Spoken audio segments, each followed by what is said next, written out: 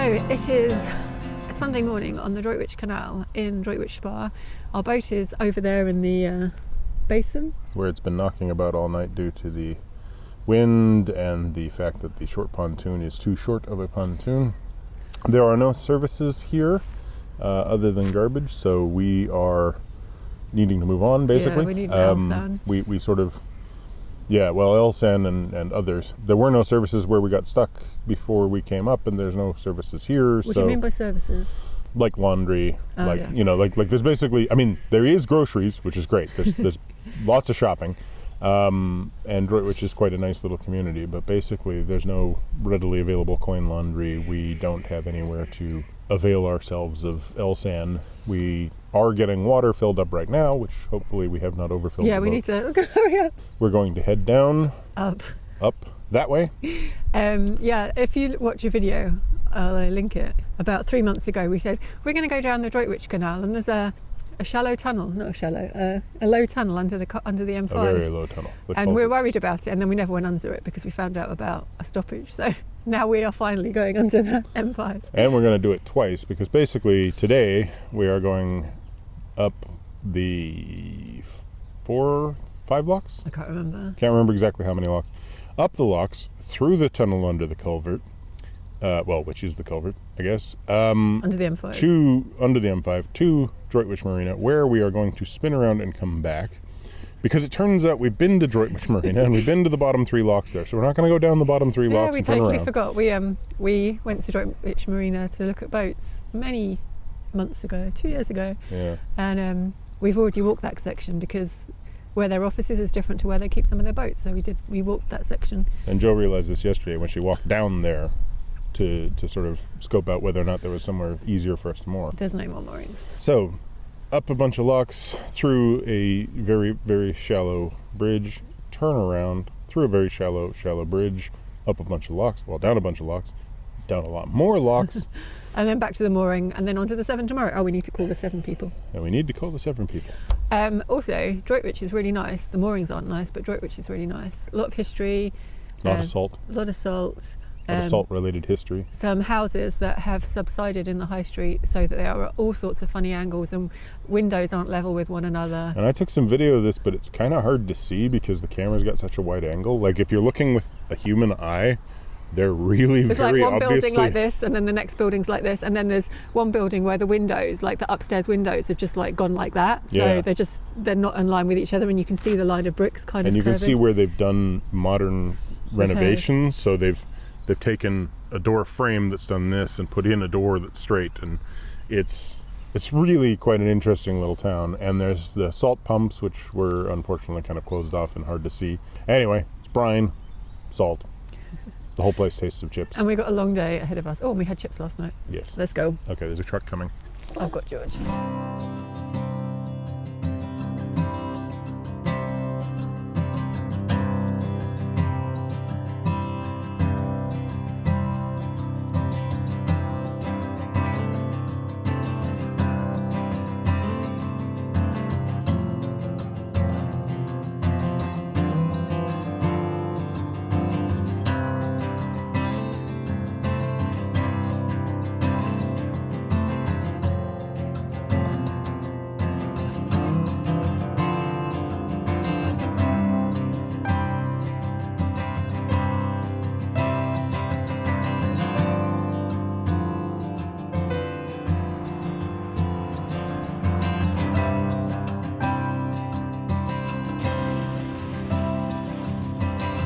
Going about half an hour, 45 minutes.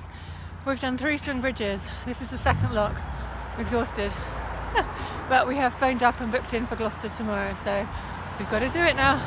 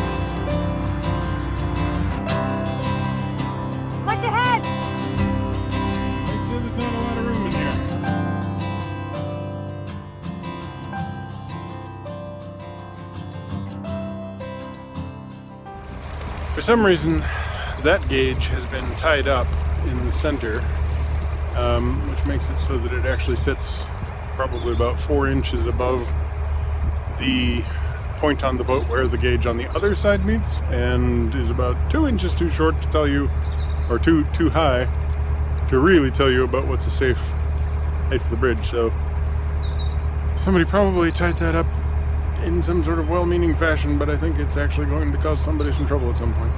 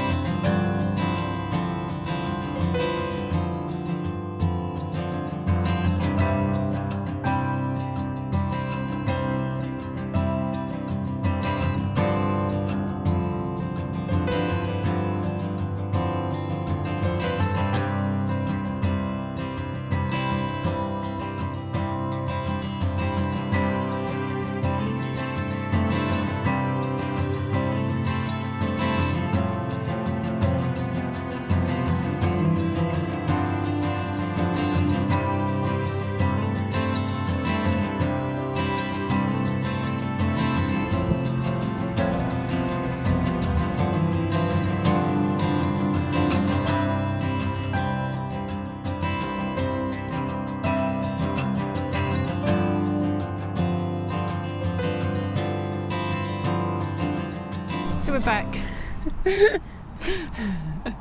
We're back at the beginning. Above lock to Hawford top lock on the Droitwich Canal. Droitwich Barge Canal. Yeah, we didn't really explain much because of all the excitement when we arrived about the Droitwich Canal. There's the Droitwich Barge Canal, or Hawford Canal, that runs from the junction with the Severn up to Droitwich Spa, and is a wide beam canal.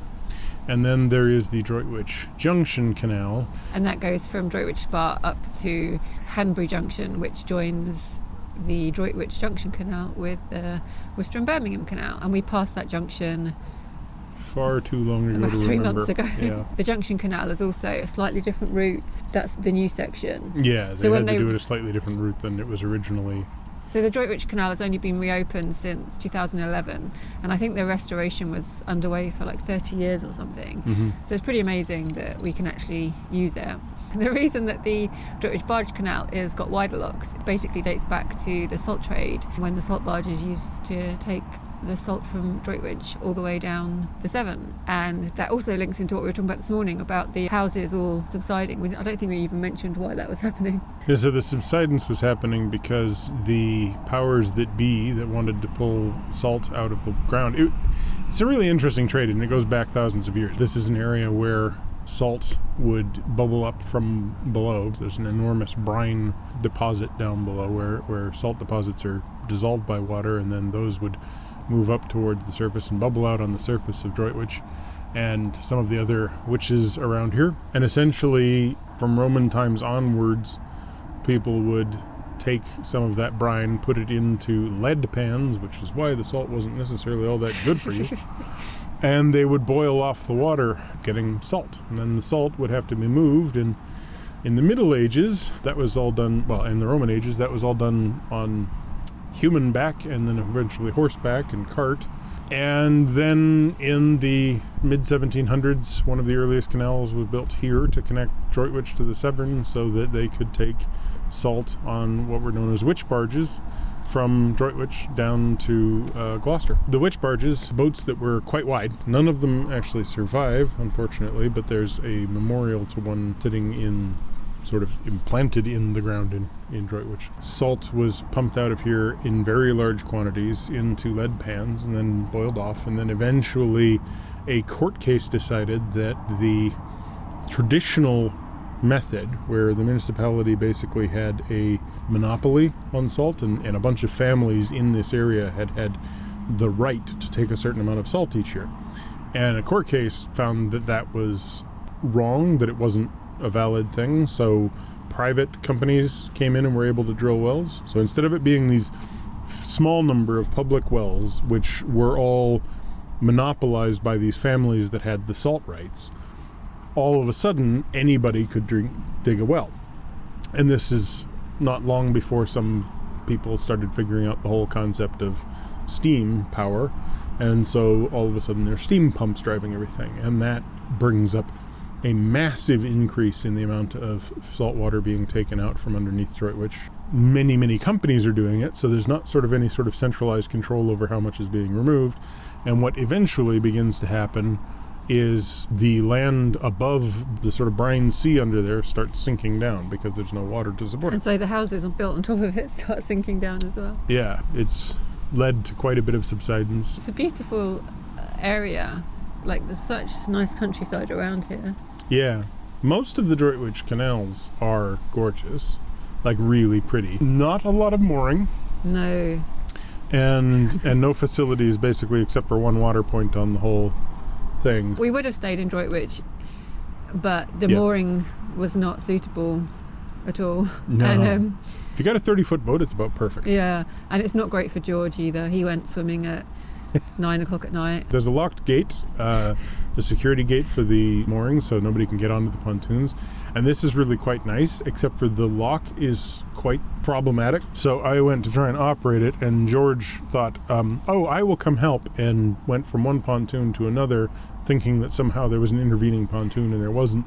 So all of a sudden George was just in the water looking up at me like, something has gone wrong and I don't understand what, can you help me? After he went into the water, he was just running around like, I am so happy.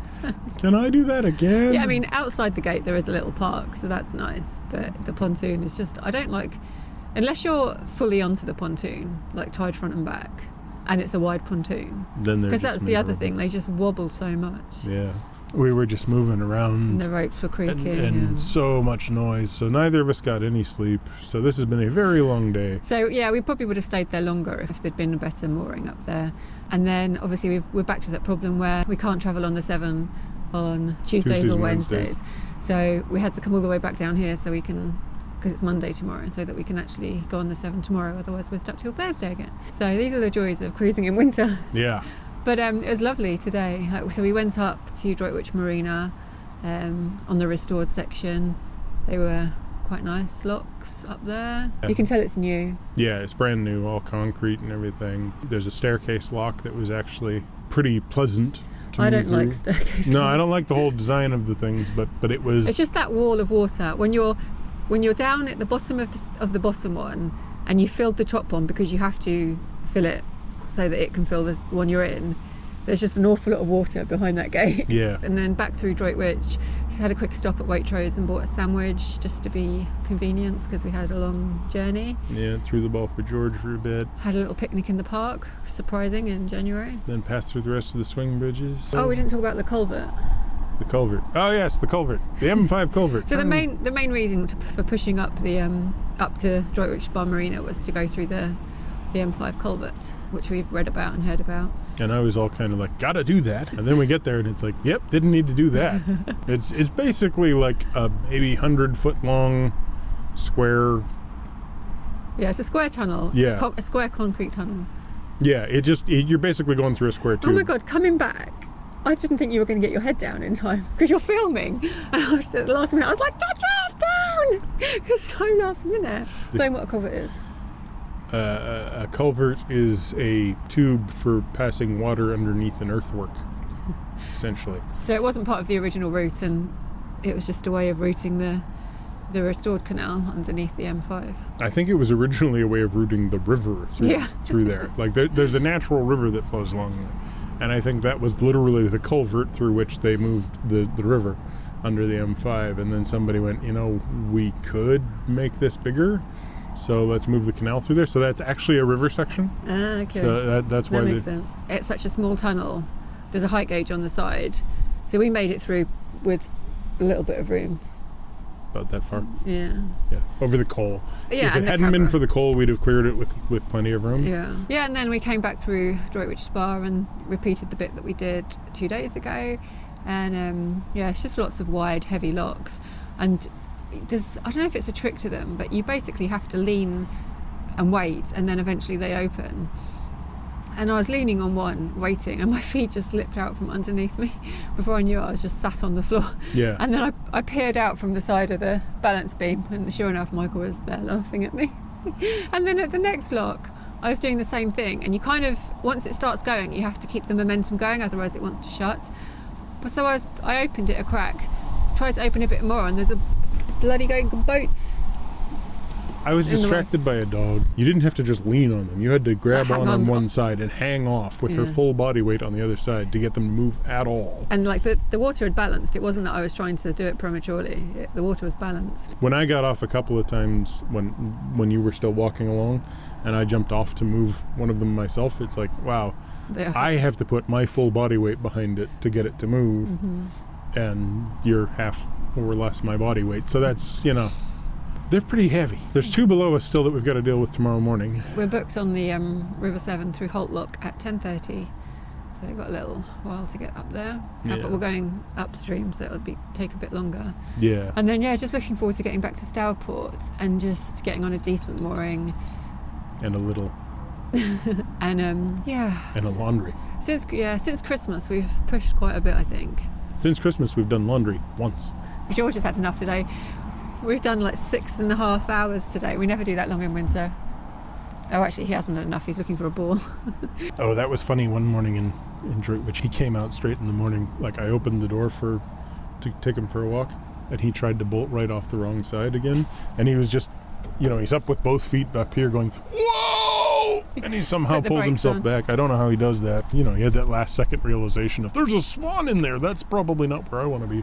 So that was the Droitwich. So thanks for watching. Comment down below in the doobly-doo. Like if you feel like it, thumbs up. Subscribe and hit the bell if you want to get notifications. Droitwich. I hope there's... The wind is picking up. Should I get the fluffy things?